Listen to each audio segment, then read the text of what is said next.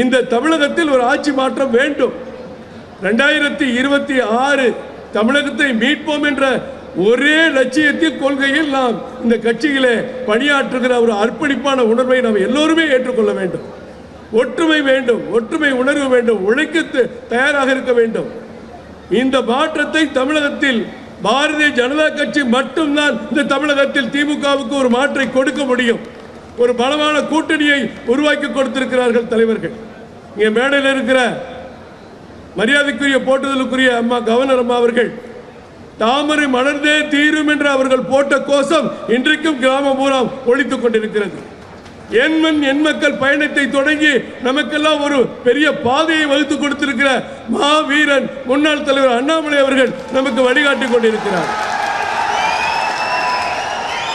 அதே போன்று வெற்றிவேல் வீரவேல் என்று சொல்லி அந்த கருப்பர் கூட்டத்தை கண்டித்து அறுபடை வீடுகளுக்கும் சென்று ஒரு மிகப்பெரிய ஒரு உத்வேகத்தை ஏற்படுத்தி கொடுத்தார் மத்திய அமைச்சர் டாக்டர் எல் முருகன் அவர்கள்.